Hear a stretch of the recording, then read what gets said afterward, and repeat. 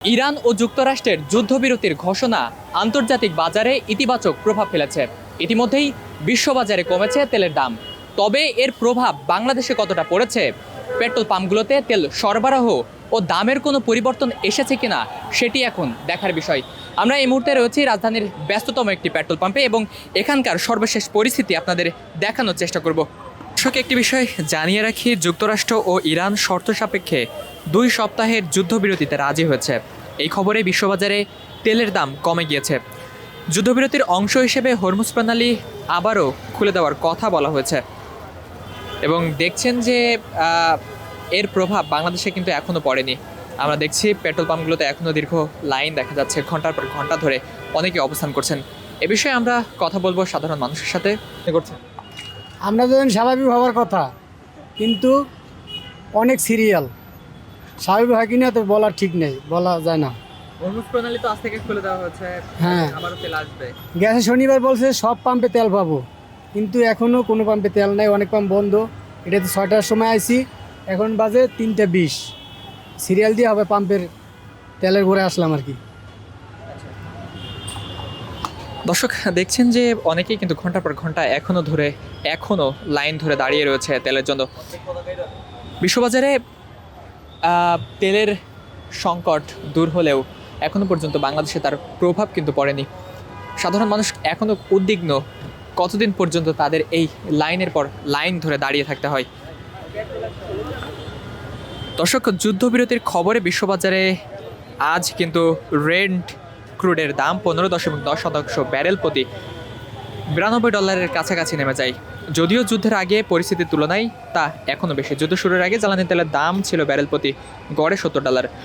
যুদ্ধ শুরু হওয়ার পর হরমুজ প্রণালী বন্ধ করে দেওয়ায় বিশ্ববাজারে জ্বালানির দাম হু হু করে বেড়ে যায়। এক পর্যায়ে তা ব্যারেল প্রতি $119 উঠে যায়।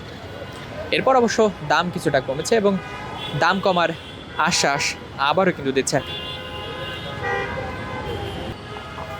সমস্যা হলো যে বাংলাদেশে বাইরের দেশে যদি যুদ্ধ যেসম শুরু হয়েছে, বাংলাদেশেও একটা সংকট তৈরি হয়ে গেছে। বাংলাদেশের সমস্যা হলো যে কিছু সিন্ডিকেট আছে, সিন্ডিকেটের কারণে সমস্যা আসার আগেই মনে করেন বাংলাদেশের সমস্যা শুরু হয়ে গেছে। এখন এই যে বিশ্ববাজারে যে তেলের দামটা কমতেছে, কিন্তু বাংলাদেশে আর কমার কোনো সম্ভাবনা দেখছি না। কারণ বাংলাদেশে কোনো জিনিসের দাম একবার বেড়ে গেলে সেটা আর কমার কোনো সিস্টেম দেখি না বাংলাদেশে। অতএব আমি বলতেছি যে বাংলাদেশ বাইরে যে প্রতি ব্যারেল প্রতি কমতেছে, বাংলাদেশে কমার কোনো সম্ভাবনা নাই, উল্টা আরও বাড়তে পারে।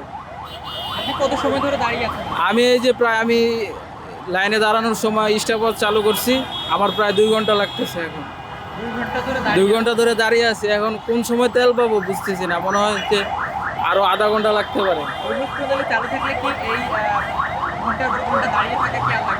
হরমুজ প্রণালী বন্ধ থাকুক আর চালু থাকুক, বাংলাদেশে এই সমস্যাটা মনে হয় না যে আরও 2-3 মাসেও এই সমস্যাটা সমাধান হবে। দর্শক, দেখছেন যে ভোক্তারা বলছে বিশ্ববাজারে তেলের দাম কমলেও বাংলাদেশে কিন্তু তেলের দাম বাড়ার সম্ভাবনা রয়েছে বলে তারা জানিয়েছেন। আমরা আরেকটু কথা বলার চেষ্টা করব। আড়াই ঘন্টা প্রায় বিশ্ববাজারে তো তেলের দাম কমছে, হ্যাঁ। এক্ষেত্রে বাংলাদেশের কমার সম্ভাবনা আছে কিনা? বাংলাদেশের জীবনে কোনো মালের দাম কমে না, বাড়ে ছাড়া। বিশ্ব বাজার এলাকা বাংলাদেশ তুলনায় বাংলাদেশ আরেকটু জগতের দেশ, বাংলাদেশে বাড়ে কিন্তু কমে না, বুঝতে পারছেন? আজ থেকে হরমুজ প্রণালী চালু করে দিচ্ছে, হ্যাঁ, সেক্ষেত্রে তেলের যে সংকট বাংলাদেশে সেটা দূর হতে পারে? দূর হইতে পারে না, কারণ বাংলাদেশের সিন্ডিকেট বেশি, এই জন্য দূর হবে না। আল্লাহ হাফিজ। দর্শক, দেখছেন যে ভোক্তারা এখনো অভিযোগ করছে তেলের যে সংকট রয়েছে বাংলাদেশে, সেই সংকট কিন্তু আমরা পরিবার থেকে আসতেছি ভাই সিরিয়ালে। আজ থেকে তো হরমুজ প্রণালী খুলে দিয়েছে, সেহেতু তেলের দাম কমতে পারে এবং বিশ্ববাজারে তেলের দাম কমেছে। এক্ষেত্রে আপনাদের ঘন্টা পর ঘন্টা দাঁড়িয়ে থাকা লাগবে কিনা?